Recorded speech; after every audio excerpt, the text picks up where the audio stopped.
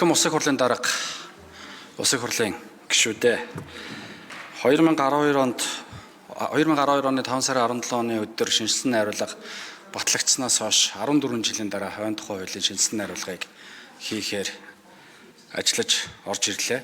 Доктортой хөгжлийг нийгэм эдийн засаг, байгаль орчин гэсэн 3 өрөөнд хангаж хүрээлэн буй орчин экосистемийг хамгаалснаар хүн бүр эрхээ бүрэн дүүрэн эдэлж сайн сайхан амьдрах боломж нөхцөлийг өнөөгийн болон хойч үедээ бүрдүүлнэ. Хүн төрөлхтөнд тулгараад байгаа уур амьсгалын өөрчлөлт, орчны бохирдол, биологийн олон янз байдлын хомсдол нь олон улсын болон үндэсний хууль тогтоомжоор баталгаажсан хүний үндсэн эрхийг хангаж амьдралын чанарыг сайжруулахад тулгарч байгаа сорилт бэрхшээлүүдийн нэг хэсэг болоод байна. Монгол улсын үндсэн хуулийн 6 дугаар зүйлийн нэгд хэсэгт Монгол улсад газар, түүний хэвлийн ой, ус, амьтан, ургамал болон байгалийн бусад баялаг гагцгүй ард түмний мэдэл төрийн хамгаалтанд байна гэж.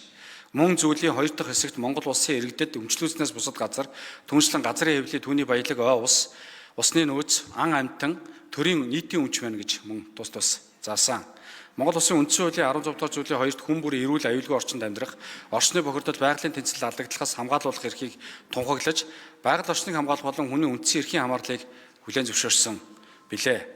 Алсын хараа 2050 Монгол улсын урт хугацааны хөгжлийн бодлогод хөрс дэлхийн унган байгалаа хайрлан хамгаалж, хөгжих эрхэм зорилгыг тодорхойлж, байгаль орчинд ээлтэй ногоо хөгжлийг эрхэмлэн, экосистемийн тэнцвэрт байдлыг хадгалж, байгаль орчны тогтвортой байдлыг ханган үр өгөөжийг нь өнөө болон ирээдүйн хойч үе хүртэлх нөхцөлийг бүрдүүлэх зорилгын хүрээнд байгалийн үндэс нь өгөөжийг үнэлэн хамгаалж, анхдагч экосистемийн тэнцвэрт байдлыг хадгалах, байгалийн нөөц баялагийг нөхөн сэргээж, хомсдлыг бууруулан ашиглалтын нөөц бий болгож, байгалийн үр өгөөжийг ирээдүйн хойч үедээ өвлүүлэх, хүлэмжийн ялгарл багтаа байгаль орчны тэнцвэрт байдлыг хангах, ногоон эдийн засгийг хөгжүүлж, уур амьсгалын өөрчлөлтийг саруулах олон улсын хүчин чармаалтад хувь нэмэр оруулах зорилтуудыг дэвшүүлсэн.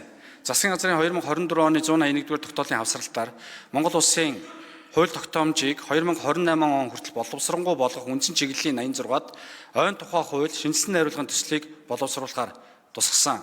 Парисын хэлцээрийг хэрэгжүүлэх үндэсний тодорхойлсон хувь нэмрийн зорилтын хэрэгжилтийг хангуулахын тулд ойн хүлэмжийн хийн ялгарлыг бууруулах, ойн нүрс төрөгчийн хийн шингээлтийг тооцох, түүнийг үнэлэх, тайлгнах эргэцсэн орчныг бүрдүүлэх шаардлагатай байна. Ийхүү дээр дурдсан урт болон дунд хугацааны хөгжлийн бодлого чиглэл нийцүүлэн ойн тухай хуулийн шинжилсэн найруулга хийх зайлшгүй шаардлага бий болсон.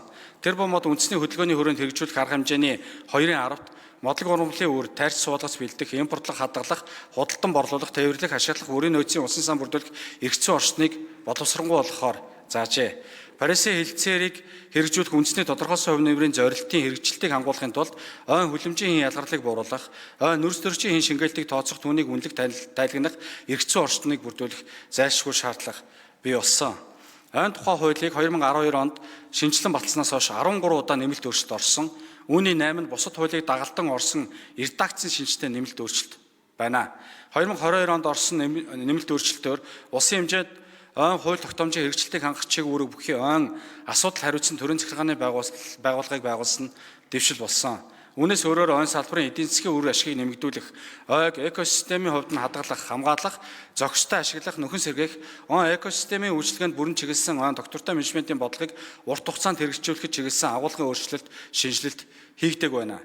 Улсын хэмжээнд 2014-өөс 2016 онд явуулсан олон зорилтод ойн тойлолгын тайланд ойн ойдсын 76% нь болц гүйцсэн буюу хөгшөрсөн, унанга, ойн хөнөөлт шавж, өвчнөд өртсөн талбай ихээр нэмэгдсэн, байгалийн чамаар нөхөн сэргэх чадамж буурсан, Монгол улсын ойн үнэт чанар алдагдаж байна гэж дүгнсэн. Тэр бомод үндэсний хөдөлгөөний хүрээнд Монгол улсын засгийн газраас ойн хомсдол дороотлыг бууруулан ойгоор бүрхэгдсэн талбайг нэмэгдүүлэх зорилгоор нийт 1.5 тэрбум мод сөөг тарьж, ойг нөхөн сэргээх болон тармилын ойн талбайг нэмэгдүүлэх зорилт тавин ажиллаж байна. Энэ ойгоор бүрхэгдсэн талбайг нэмэгдүүлэхэд шинээр ой бий болгох, мод сөөгийг тармилжуулах, ойн санд бүртгэх, өмчийн харилцааг тодорхой болгох зохицуултуудыг бий болгох хэрэгцээ байгааг харуулж байгаа билээ. Хуулийн шинжилсэн найруулгын төсөлд дараах зарчмын шинжтэй өөрчлөлтүүдийг тусгасан. Нэгдүгээрт ойг экосистемийн төвшин тодорхойлж, ойн сан бүхий газарт байгалийн болон тармил заган, татмын ой, мод сөөг, заган болон цаг бүхий газар, ойн цорхоо, цагаан ангир, ой тэлэн урхах шаардлагатай газар болон хамгаалтын зурус хамааруулан, ойн сангийн ангиллалыг өргөтгөж, хамгаалтын болон ашиглалтын бүсэд хувааж байсныг 3 болгож, тусгай зориултын ойн ангиллалыг нэмэх ба тэдгээрийн дэглэм хориглох үйл ажиллагааг тодорхойлно.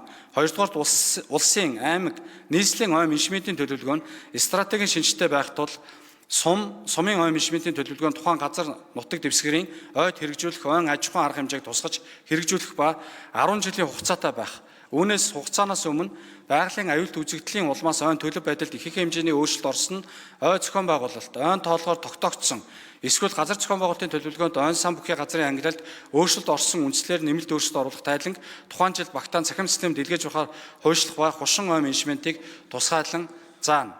3. Ойн баялагын модны нөөц болон дагалт баялагийг эдийн засгийн эргэлтэнд оруулах, нэмэгдсэн өртөг шингээх, доктортой ашиглах, ойн экосистемийн үйлчилгээний эдийн засгийн үр өгөөжийг нэмэгдүүлэхэд чиглэсэн үйлдвэрлэл үйлчлэгийг хөгжүүлэх хэрэгцсэн орчныг бүрдүүлэх. Ингэхдээ тухайн ойн бүсийн ангилал дэглэмд нийцсэн ой менежментийн төлөвлөгөөнд үндэслэн дэвшилтэд ногоон технологи ашигласан ойн баялагын нөөцийг хаягдалгүй үр ашигтай, доктортой ашиглах, хаягдлыг бууруулах, үлдэгдэл биомассыг био эдийн засгийн эргэлтэнд оруулах боломжийг нээн.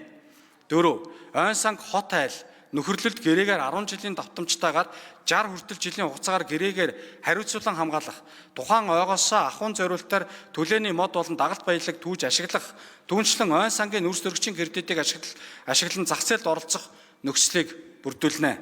5. Тусгай зөвшөөрөлтөөр эрхлэх ойн мэргэжлийн үйл ажиллагааны төрөл шаардлага, мэргэжлийн үйл ажиллагаа эрхлэх хуулийн этгээдэд тавих шаардлага үүргийг тусгана. 6 дугаарт ойн мэдээллийн цахим санг хөгжүүлж салбарын үйл ажиллагаанд оролцогчдын мэдээлэл солилцох, ойн сантай холбоотой бүртгэл зөвшөөрөл, хяналт мэдээлэл, гарал үүсэлт эрхийн бичиг захимжуулах, мод бэлтгэл боловсруулах үйлдвэрлэлийн үйл явцыг ойн тогтвортой менежментийн стандартыг хангаж байгааг баталгаажуулах харилцааг хуульчлахаар. 7 дугаарт ойн салбарын доктортой хөгжлийг дэмжих зорилго бүхий ойжуулалтын сан, мөн ойн нүүрс төрөгчийн шингэлж ялгаралтай холбоотой төсөл бэлтгэл, бүртгэл, баталгаажуулалт, зах зээлийн оролцоог дэмжих зорилго бүхий ойн нүүрс төрөгчийн худалдааны орлогоос бүрдсэн ойн нүүрс төрөгчийн сан байгуулах ажилуулах эрх бүхий зохицуултыг бүрдүүлэхээр тусгалаа. Ойн бүсийн ангиллыг шинжилж тэдгээр тохирсон дэглэмийн зохицуултыг бид наривчлах нэн шаардлага тулгараад байна. Ойн доктортой менежментийн зарчмыг тусгаж бүх шатны ойн менежментийн нийтлэг болон тусгаалсан, тухайлах юм бол хушны самрыг биологийн нөөц болон ашиглалтын нөөцөд тулгуурлан тусгаалсан менежментийг хэрэгжүүлэх, төлөвлөгөөг батлах хэрэгжүүлэх, хяналт тавих зохицуултыг шинээр оруулах шаардлага бий болсон. Өөрийн хөрөнгөөр тарьж ургуулсан тармил ойг эзэмшиж ашиглах, үр шимийг хүртэх болон тармил ойг хүлээн авах, ойн мэдээллийн цахим системд бүртгэх, тармил ойгоор бүртгэснийг баталгаажуулахтай холбогдлоо харилцааг наривчлан зохицуулах шаардлага байна. Ойн нөөцийн эдийн засгийн үр өгөөжийг дэвшлүүлэх, био эдийн засгийг хөгжүүлж, ойгоос үлдэгдэлгүй байх буюу ойн бүхий л түүхэн эдийг ашиглах зохицуултыг бид эдийн засгийн хувьд дэмжигтэй холбогдлолтой харилцаа зохицуултыг шинээр нэмсэн. Ойжуулалтын санг байгуулж тус салбарын доктортой хөгжлийг дэмжих, түншлэн ойн нүүрс төрөгчийн шингэлтийг тооцох, ялгарлыг бууруулах, олон улсын нүүрс төрөгчийн зах зээлд оролцох боломжийг нээж түүнтэй холбогдсон харилцааг ойн тухай хуулийн шинжилсэн хариулгаар оруулж өглөө.